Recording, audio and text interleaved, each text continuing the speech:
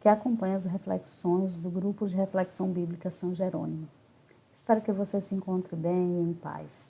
Hoje, dia 28 de junho, nós celebramos a memória do Imaculado Coração da Bem-aventurada Virgem Maria.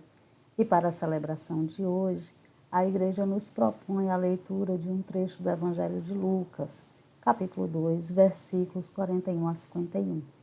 Esse trecho ele é bem conhecido e narra uma peregrinação de Jesus com seus pais a Jerusalém, quando ele tinha 12 anos.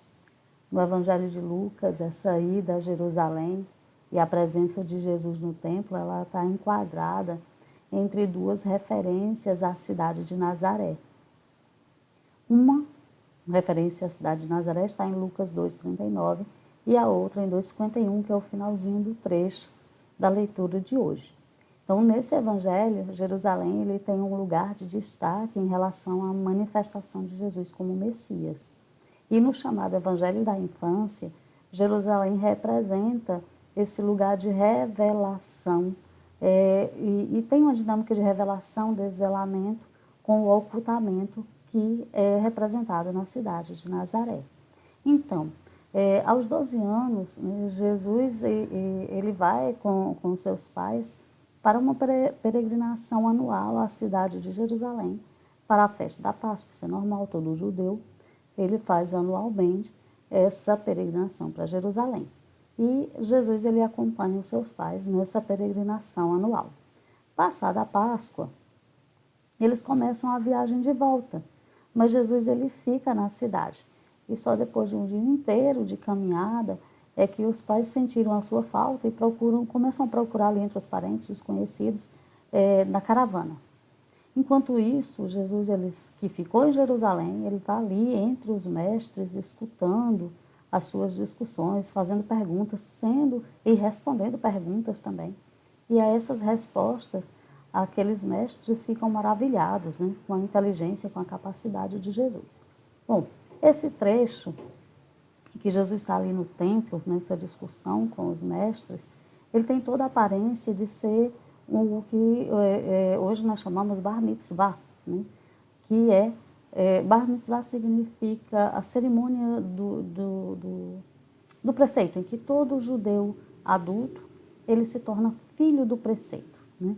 Então, normalmente, essa cerimônia é feita quando o judeu ou a judia eles têm 12 ou 13 anos. Normalmente, para os meninos eram 13 anos, para as meninas 12 anos. Aqui, no caso do Evangelho, coloca 12 anos para Jesus, em que ele fica ali naquela discussão com os mestres, né? Então, nessa cerimônia, esse judeu ele é interrogado sobre questões da lei, porque a partir dali ele é considerado um adulto e o filho do preceito supõe que ele está sob a lei, ele tem que cumprir os preceitos da lei como um adulto responsável por isso. Pois bem, tudo dentro dessa narrativa leva a que era uma espécie de Bar Mitzvah. Claro, não era ainda o ritual como nós conhecemos hoje, mas tem essa aparência. E quando os pais de Jesus o encontram, né, porque o texto de Lucas fala dos seus pais, embora seja a mãe que tem o protagonismo, é ela que fala. Quando eles encontram com Jesus, ela pergunta por que ele agiu assim com eles.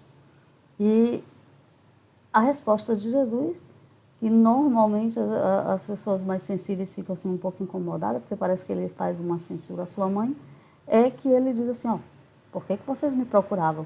Vocês não sabem ou não sabeis que eu devo estar ocupado ou devo estar na casa do meu pai? As nossas traduções normalmente trazem isso.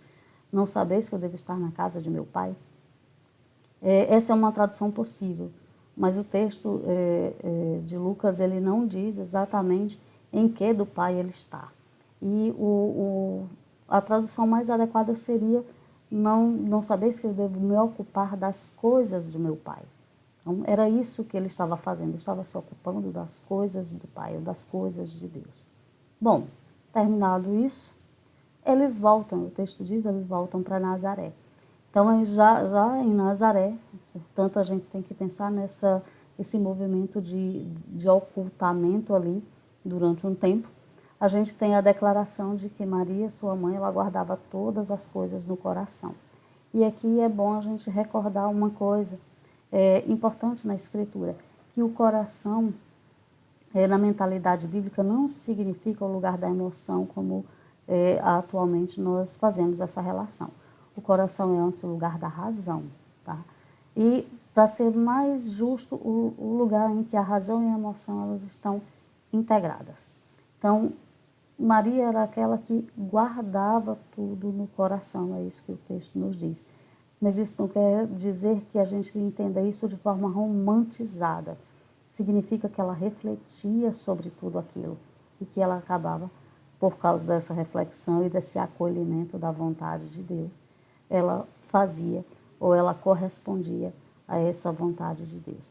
Então, nessa celebração em que nós fazemos memória do coração imaculado da bem-aventurada Virgem Maria, nós possamos, como Maria, acolher no coração, refletindo, meditando e assumindo um compromisso com o plano divino de salvação para todos nós, que nos foi apresentado e que nos foi trazido por seu Filho Jesus Cristo.